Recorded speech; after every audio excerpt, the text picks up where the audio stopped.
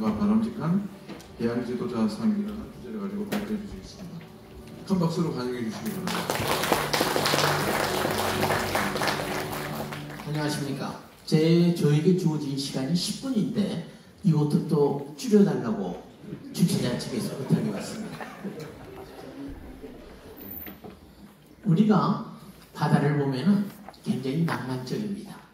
바다가 주는 우리에게 엄청난 위안도 있지만은 사실 바다는 도전 그 자체입니다. 여러분, 최초로 세계 일주를 하신 분은 마젤란이에요.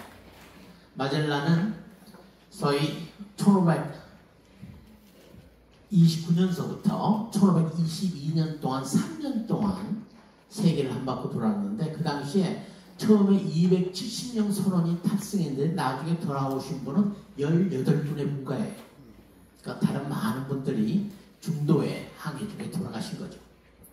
사실은 마젤란을 통해서 태평양과 대서양이 이어지고 더 나가서 태평양을 건너서 인도양과 이어지는 겁니다. 즉 세계를 한 바퀴 돌다는 것 자체는 세계 최초로 세계화, 글로벌라이제이션이 이루어진 거랑 마찬가지입니다. 항상 처음 하시는 분들은 엄청난 용기와 모험정신이 필요합니다. 우리 배순태 선장님께서 세계 일주 항로를 달성하셨을 때는 그 진취력과 모험정신, 그거는 사실 오늘날 우리 젊은이들이 절대적으로 필요한 정신입니다.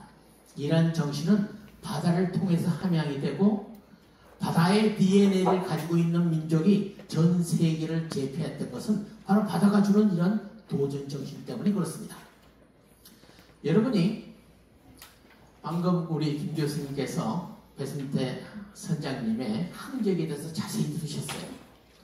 그런 걸 더 넘어서서 이분이 우리에게 주는 것은 그러한 새로운 세계에 대한 도전 정신과 현재 상황에서 벗어나서 새로운 혁신적인 아이디어를 가지고 개척해 나간다는 그러한 정신이 바로 우리 젊은이들에게 필요한 겁니다. 시간이 많지 않기 때문에 구체적으로 말씀드릴 수는 없습니다만 여러분들 요 문제에 마스카라는 이야기가 많이 있어요. 트럼프가 정말 그런 오만하신 분이 우리한테 무릎을 꿇다시피 하신 것은 순전히 조선 능력 때문에 그렇습니다. 지난 10년간 미국이 10만 톤 정도의 선박을 건조했는데 중국은 2,300만 톤을 건조했어요. 즉 건조 능력이 중국이 미국의 230배입니다. 또 지난 10년간 우리나라가 생선을 2,400척 건조했는데 미국은 37척 건조했어요.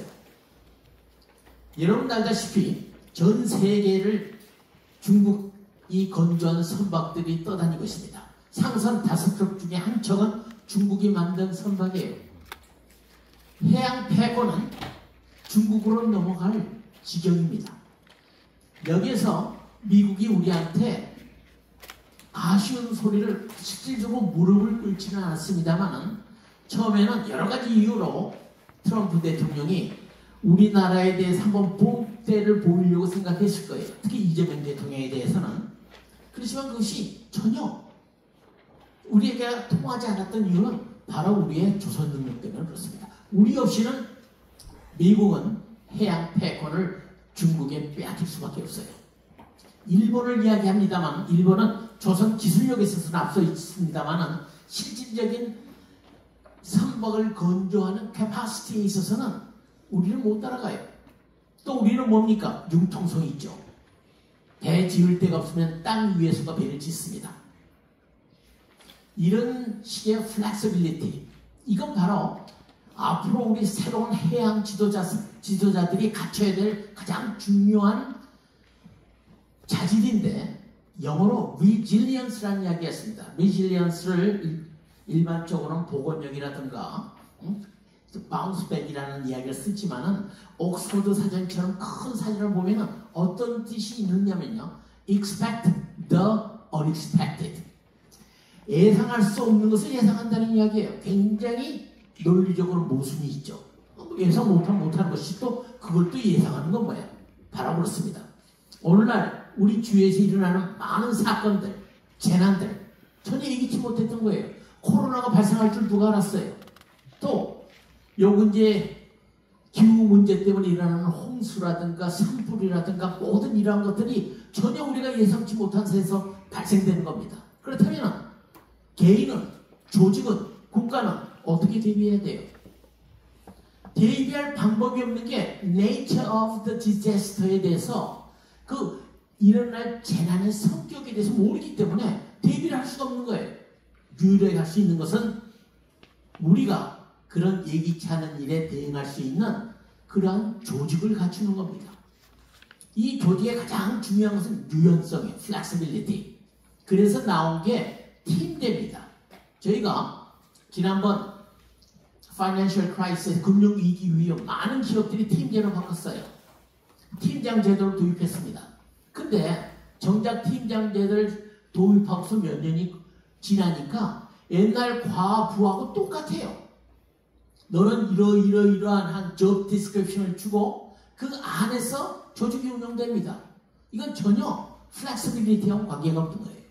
어떤 상황에 던졌을 때 그 상황이 어떤 상황의 그 네이처는 모르지만은 거기에 나타나는 현상에 대해서 우리가 즉각적으로 조직을 다시 리스트럭처링 해야 되는 거예요. 거기에 가장 잘 맞고 잘 대비하고 훈련된 사람을 새롭게 조직해서 하나의 팀으로 만드는 겁니다. 그런데 그 팀원들은 어떠한 가장 중요한 자질이 필요해요. 바로 창의력입니다. 창의력이라는 건 뭐냐면요, 이제까지 우리가 생각하지 못했던 거, 모든 사람이 관념적으로 가지고 있던 걸 깨고 새로운 아이디어를 만들어낼 수 있는 능력이에요. 왜? 그 재난이 전혀 우리가 예기치 못한 재난이기 때문에 새롭게 그 재난에 대비하기 위해서 뭐예요? 우리 자체가 새로운 아이디어가 있어야 되는 겁니다. 바로 이러한 것이 요 근래 젊은이들에게 필요한 겁니다.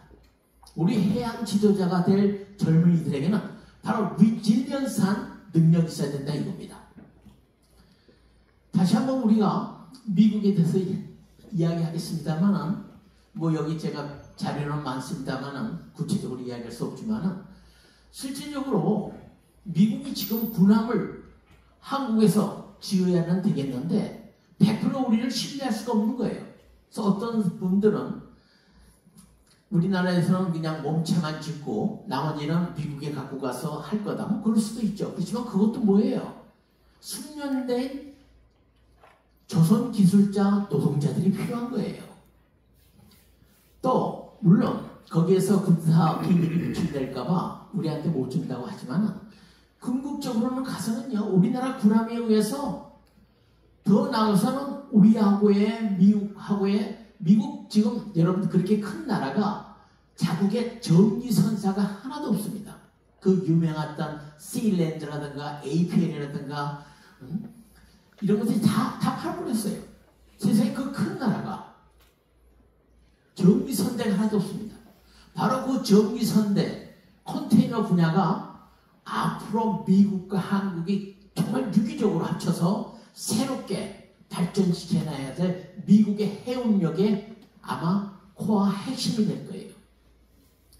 바로 여기서 우리 배순태 회장님께서 선장으로서도 진취적이고 모험적이셨습니다만 기업가로서 뭐예요? 흥해 개발과 흥해를 하면서 굉장히 치밀한 계획과 또 미래에 대한 예지력, 이건 기업가에게 절대적으로 필요한 겁니다. 예지력은 뭐예요? 창의력에서 나오는 겁니다. 창의력은 뭐예요? 풍부한 상상력에서 나오는 겁니다. 바로 이러한 자질들이 우리 젊은이들에게 필요하고 다음에 해양 지도자들이 될 사람들은 반드시 그 능력을 소위 함양해야 됩니다. 궁극적으로는 우리나라 민족이 해양 민족으로 거듭나야 되는 겁니다. 해양 민족으로서 전 세계를 제패했던 영국 보십시오. 지금 미국이에요. 미국이 전 세계 해양 패권을 가지고 있습니다. 그게 바로 나라가 흥하는 길입니다. 저는 우리 배순태 회장님의 그 정신을 우리 젊은이들이 이어받아서 우리나라를 해양 민족으로 거듭나게 할 수 있는 그러한 지도자들이 되기를 바라겠습니다. 이상입니다.